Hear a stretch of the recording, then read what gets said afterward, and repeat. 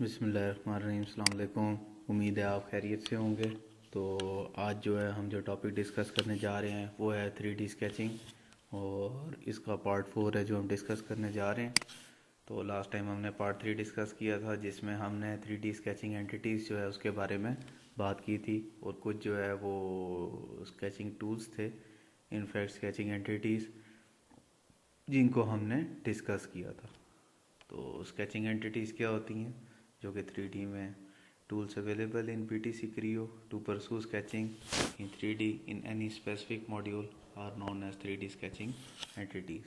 तो कुछ ऐसे टूल्स हैं जो आपके पास PTC Creo में अवेलेबल होते हैं, जिनके ज़रिए आप क्या कर सकते हैं, आप 3D में स्केचिंग कर सकते हैं किसी भी स्पेसिफिक मॉड्यूल में। आया वो स्केच मॉड्यूल है, आया वो आपके पास शीट मेटल मॉड्यूल है, आया वो आपके पास पार्ट मॉड्यूल है। तो इस मकसद के लिए आप क्या करते हैं, 3D स्केचिंग एंटिटीज़ जो हैं वो यूज़ करते हैं। तो जो आज जो है स्केचिंग एंटिटीज़ हम डिस्कस करेंगे, उसमें सबसे पहले प्रोजेक्ट होगा, उसके बाद है सेंटर लाइन, एंड देन आपके पास है पॉइंट। तो प्रीवियस टूल्स जो हम डिस्कस कर चुके हैं उसमें कंस्ट्रक्शन मोड था, लाइन टूल था, रेक्टेंगल था, circle, arc and so on up to thicken. तो ये टूल्स हम जो है ऑलरेडी डिस्कस कर चुके हैं। तो आज जो टूल्स हम डिस्कस करेंगे उसमें सबसे पहले है प्रोजेक्ट। तो इसकी हम बात करते हैं। तो अपने सॉफ्टवेयर को रन करने के लिए आप क्या करेंगे, अपने डेस्कटॉप से PTC Creo पैरामीट्रिक, अगर 3.0 वर्जन इंस्टॉल्ड है तो इसको आप रन करेंगे। तो ये आपके पास जो है ग्राफिक्स विंडो ओपन हो जाएगी PTC Creo पैरामीट्रिक की, जिसमें आप क्या करेंगे, न्यू मॉडल को सिलेक्ट करेंगे, क्रिएट अ न्यू मॉडल। तो क्योंकि आपने न्यू मॉडल क्रिएट करना है तो उसमें आप इसको सिलेक्ट करेंगे, और डेफिनेटली सेलेक्ट वर्किंग डायरेक्टरी। तो वर्किंग डायरेक्टरी जो आपके पास पहले से मौजूद होनी चाहिए, अगर नहीं है तो वर्किंग डायरेक्टरी जो है वो क्रिएट करेंगे। उसके बाद आप न्यू मॉडल जो है उसको सेलेक्ट करेंगे। तो पार्ट मॉड्यूल को सिलेक्ट करेंगे, सब टाइप सॉलिड ही होगी। मॉडल नेम कोई भी आप अगर इसमें डिफ़ाइन करना चाहते हैं तो आप कर सकते हैं, और डिफ़ॉल्ट टेम्पलेट अगर आप चाहते हैं कि इसके यूनिट्स जो हैं, जो भी आप स्केचिंग करने जा रहे हैं, तो प्रिंसिपल यूनिट्स अगर आप रखना चाहते हैं तो उस मकसद के लिए यूज़ डिफ़ॉल्ट टेम्पलेट को सेलेक्ट करेंगे। और अगर आप चाहते हैं कि कस्टम यूनिट्स हों तो उस मकसद के लिए इस बॉक्स को अनसेलेक्ट करेंगे, और आप जो भी यूनिट्स डिफ़ाइन करना चाहते हैं वो आप इसमें कर सकते हैं।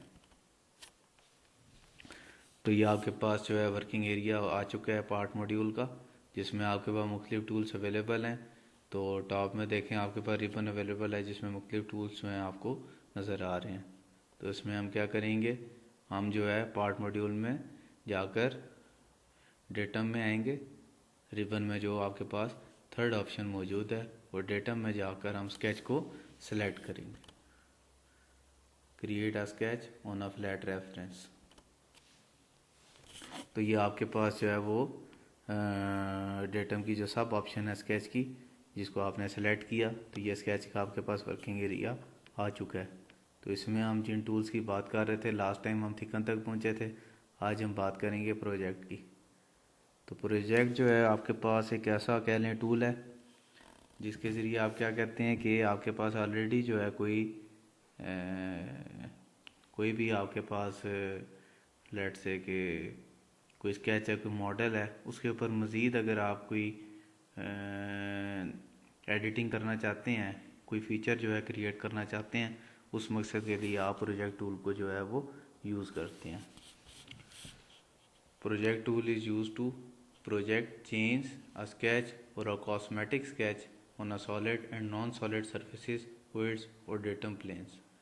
तो आपके पास जो है एक ऐसा टूल है जिसके ज़रिए आप क्या कर सकते हैं कि प्रोजेक्शन आप प्रोवाइड कर सकते हैं, किसकी, चेन की, स्केच की और कॉस्मेटिक स्केच की। कोई कॉस्मेटिक आपके पास स्केच है किसी सॉलिड या नॉन सॉलिड सरफेस के ऊपर, यानी कि आपके पास कोई सरफेस है जो कि हॉलो है।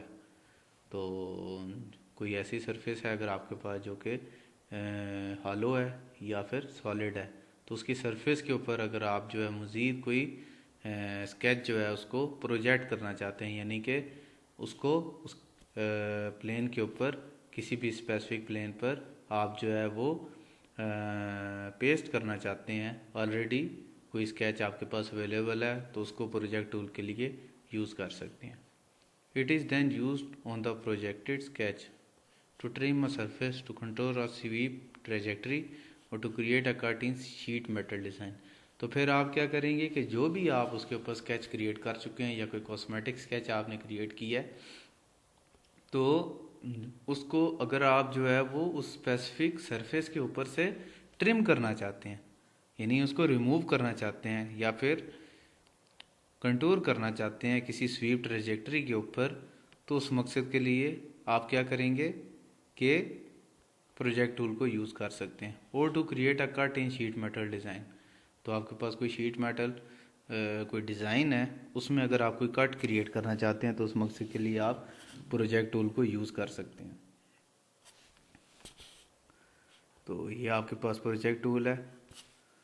तो ये एक जो है कह लें कि स्वीप टूल की मदद से पहले एक सर्कल क्रिएट किया गया, फिर उसको स्वीप करके क्या किया गया कि एक स्फीयर जो है क्रिएट किया गया। तो अब इसमें क्या किया गया कि पहले एक सर्कल जो है क्रिएट करके एक स्फीयर क्रिएट किया गया और फिर क्या किया कि स्वीप टूल की मदद से इसके ऊपर एक सर्टेन जो है वो स्केच जो है वो क्रिएट किया गया। अब क्या किया जाएगा कि ये जो एक स्पेसिफिक पैटर्न है तो इसके किसी भी स्पेसिफिक पॉइंट पे एक सर्कल ड्रॉ करके इसको स्वीप करवाया जाएगा इस प्लेन के ऊपर। इनफैक्ट जो है ये स्फीयर जो है इसकी जो आउटर सरफेस है उस आउटर सरफेस के ऊपर क्या किया जाएगा कि ये जो स्वीप है इस स्वीप को क्रिएट किया गया। तो अब आप देखें कि वो जो स्वीप क्रिएट किया गया था और उसमें एक सर्कल अप्लाई किया गया था और ये सर्कल जो है इस पूरी स्वीप पाथ में से गुजारा गया है और फिर क्या किया गया कि इस स्वीप पाथ को जो है ट्रिम कर दिया गया है इसकी एक्सटर्नल सरफेस में से और ये फाइनली क्या किया गया एक बॉल क्रिएट की गई है। तो अब आप देखें कि इसमें जो ये डिच है जो नज़र आ रहा है आपको, इनफैक्ट ये ग्रूव एक बना हुआ है ब्लैक कलर से, यहाँ पर भी एक ग्रूव है, यहाँ पर भी एक ग्रूव है। तो ये क्रिएट किया गया है स्फीयर की आउटर सरफेस के ऊपर। तो ये आप प्रोजेक्ट टूल की मदद से क्रिएट कर सकते हैं।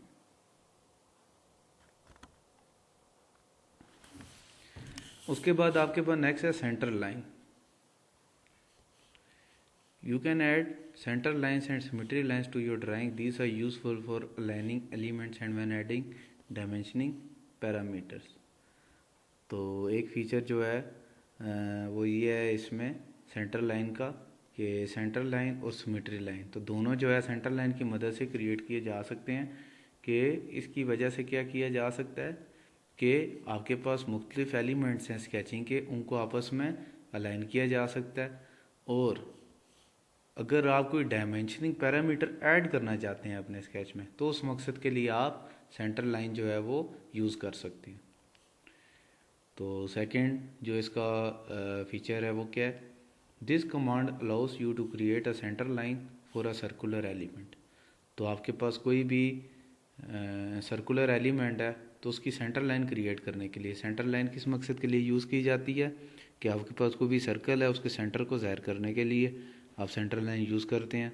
आपके पास कोई भी जो है सर्कुलर प्रोफाइल है, लेट से मैं कहता हूँ कोई फिलेट क्रिएट किया गया है या फिर कोई आर्क क्रिएट की गई है तो उसका जो सेंटर होगा उसको सेंटर लाइन से क्रिएट किया जाता है। तो उस मकसद के लिए आप सेंटर लाइन को यूज़ कर सकते हैं। The centre line becomes part of the circular element and is moved or deleted if the associated circular element is moved or deleted. तो डेफिनेटली आपने जो भी एसोसिएटेड सर्कल या सर्कुलर कोई भी एलिमेंट था जिसके लिए आपने सेंटर लाइन क्रिएट की है तो उसका वो पार्ट बन जाता है। तो अगर आप जो है उस सर्कुलर एलिमेंट को मूव करेंगे, डिलीट करेंगे तो उससे एसोसिएटेड जो सेंटर लाइन होगी वो भी इसमें मूव कर जाएगी या डिलीट कर जाएगी। तो ये जो है इसमें जब भी आप जो है वो किसी सर्कल को क्रिएट करेंगे और फिर सेंटर लाइन को क्रिएट करेंगे तो उसमें जो है वो क्या होगा कि दोनों आपस में एसोसिएटेड होंगी। अगर आप इसमें सर्कल को या सर्कुलर किसी एलिमेंट को डिलीट करेंगे तो सेंटर लाइन भी, क्योंकि एसोसिएटेड है, तो वो भी उसके साथ डिलीट हो जाएगी। तो ये आपके पास जो है वो स्केच का वर्किंग एरिया है। तो इसमें आप देखें आपके पास नेक्स्ट टू सेंटर लाइन है, तो इसमें दो ऑप्शन है, एक सेंटर लाइन, एक सेंटर लाइन टेंजेंट है। तो दोनों को आप जो है वो यूज़ कर सकते हैं। एक में क्या होगा कि जस्ट आप कोई भी सेंटर लाइन क्रिएट करना चाहते हैं तो उसके लिए आप सेंटर लाइन यूज़ करेंगे। सेंटर लाइन टेंजेंट में क्या होगा कि सेकंड कंडीशन ये आ जाएगी कि जो आपकी सेंटर लाइन है वो जिस भी स्पेसिफिक पॉइंट पे आप क्रिएट कर रहे हैं तो वो टेंजेंट भी होनी चाहिए। तो अपनी रिक्वायरमेंट के मुताबिक आप इसको यूज़ कर सकते हैं। उसके बाद नेक्स्ट टूल है point. This command is use to create geometric points. तो ज्योमेट्रिक पॉइंट कोई भी क्रिएट करने के लिए आप क्या करते हैं, पॉइंट टूल को यूज़ कर सकते हैं। तो ये आपको किसी भी मकसद के लिए यूज़ किया जा सकता है। अगर आप कोई ग्राफ क्रिएट करना चाहते हैं या फिर कह लें कोई प्रोफाइल है आप क्रिएट करना चाहते हैं, उसके लिए मुख्तलिफ ज्योमेट्रिक पॉइंट्स जो हैं वो आपको गिवन है, तो आप ज्योमेट्रिक पॉइंट्स अप्लाई करके उनको यूज़ कर सकते हैं। इसके अलावा कोई एनालिसिस करना है तो किसी स्पेसिफिक पॉइंट के ऊपर कोई लोड आपने अप्लाई करना है तो उसके लिए भी आप ज्योमेट्रिक पॉइंट जो है वो यूज़ कर सकते हैं। तो ये आपके पास पॉइंट टूल है जिसके ज़रिए आप जो है वो ज्योमेट्रिक पॉइंट कोई भी है वो क्रिएट कर सकते हैं। तो अगर आपका इस हवाले से कोई भी क्वेश्चन है तो कमेंट सेक्शन में जो है आप सवाल पूछ सकते हैं। और अगर आपने वीडियो को लाइक किया है तो आप वीडियो को लाइक करें, और फर्दर कोरेस्पॉन्डेंस के लिए मज़ीद वीडियोस अगर आप देखना चाहते हैं तो चैनल को सब्सक्राइब करें।